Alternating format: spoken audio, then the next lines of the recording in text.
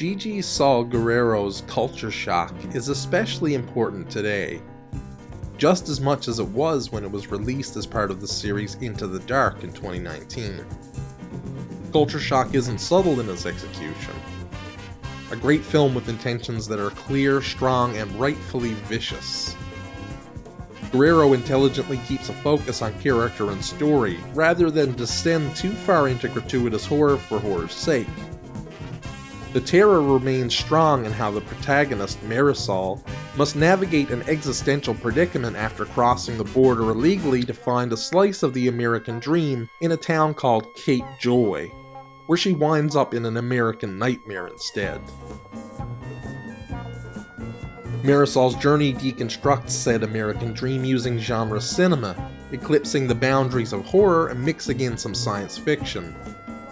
After she crosses the US border, she winds up in a dream world, where the transition into US culture is made easy, except it's a world where all other identity, apart from white American, is effectively erased, and a new, more compliant identity is formed.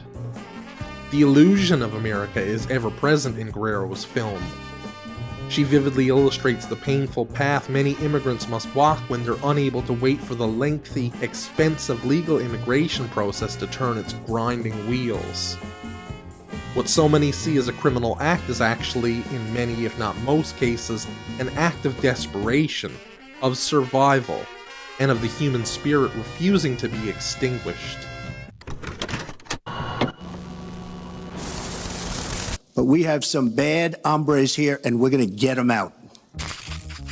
One of the immediate things Guerrero focuses on is the media.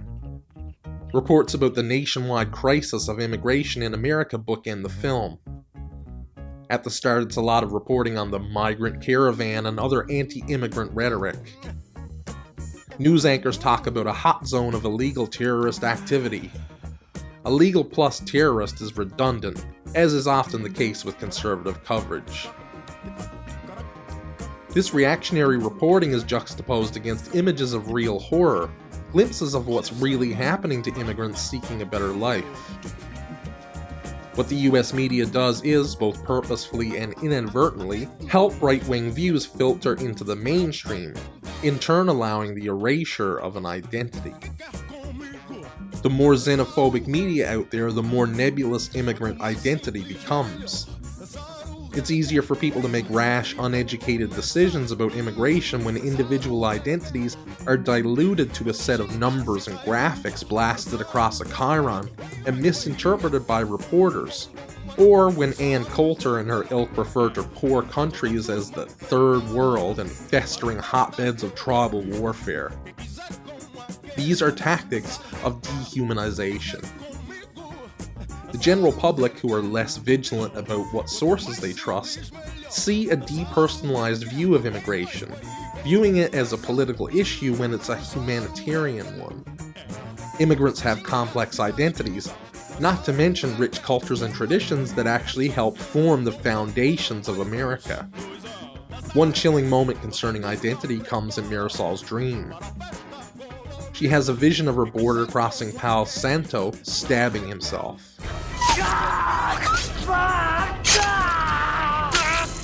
He's literally unable to recognize himself in his own skin, believing he's someone else.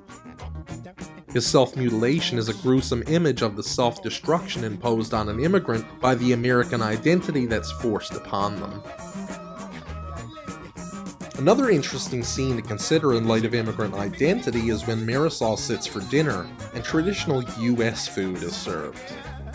The food choices themselves are worth noting. One night it's pizza, then another night there's steak and potatoes, and dessert is usually apple pie with ice cream. The irony is, the only thing genuinely American there really are the steak and potatoes. Pizza comes from Italy. Apple pie originated in England. And ice cream was first made in China.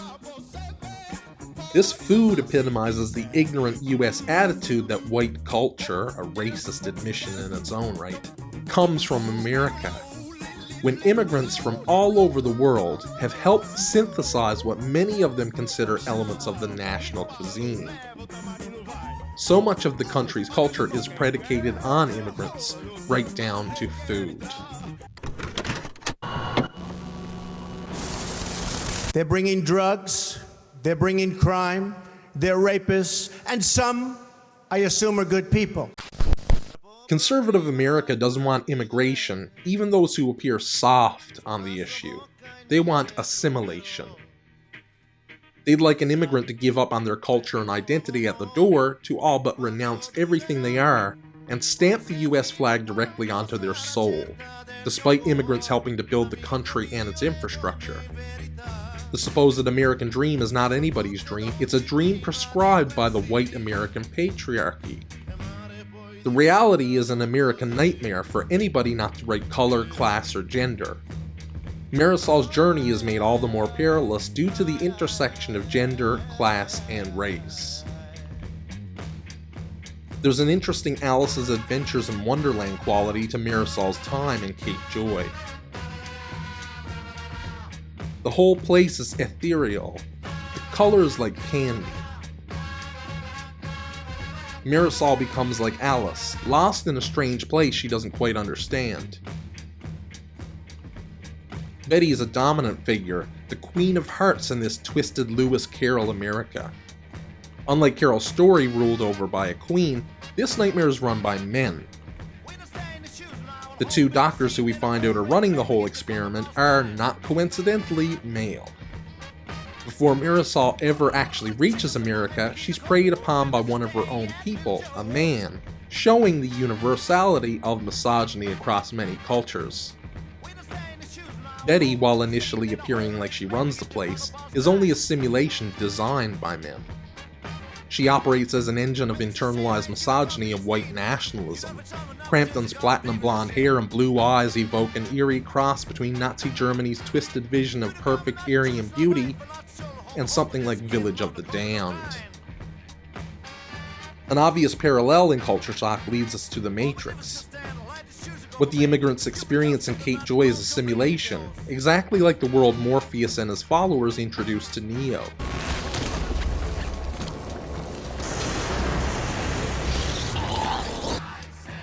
This simulated reality encapsulates the illusion of an American dream. The supposed dream is a projected image, a mirage. In one scene, Marisol witnesses a dinner table in Betty's home glitch, then disappear. America's like the system of the Matrix, in that it's two vastly different worlds at once. One America's known to the working class, the immigrants, the women, the queers, the trans folk, and another America known only to the cisgendered white wealthy class. The country and its dream are like the 4th of July fireworks Marisol sees in the sky after actually witnessing the real ugly face of America.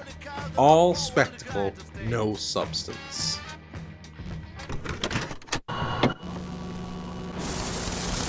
How are you going to make them pay for the wall? I will, and the wall just got 10 feet taller, believe me. In his collection of essays, We Were 8 Years in Power, Ta-Nehisi Coates writes that white supremacy is not merely the work of hot-headed demagogues or a matter of false consciousness, but a force so fundamental to America that it is difficult to imagine the country without it. Many white people balk at statements such as these, unable or unwilling to look honestly at the devastation racism has caused in their country, partly because they're afraid to admit to the privilege their skin has afforded them. I'm a white man, and though my life has been difficult in many ways, it's never been made difficult because of skin color, the essence of privilege, from which so many of us have benefited by virtue of nothing other than the existential lottery of birth. Culture shock depicts a horrific vision of a dystopian America. It's also a painful metaphorical look at where the nation is currently.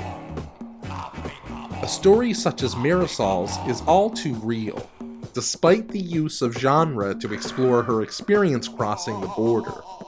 Many conservatives and neoliberals act like crossing the border illegally is an easy decision, when it's often a life or death thing, especially for women and children. Guerrero's film embodies the brutal process immigrants must endure to find a better life, and also the processes working against them to ensure they assimilate entirely into American culture. The US has never been a place where dreams come true unless you're white.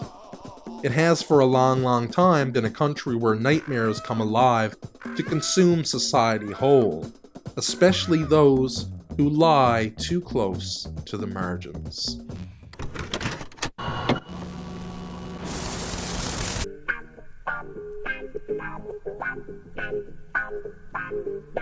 You like scary movies? Uh-huh.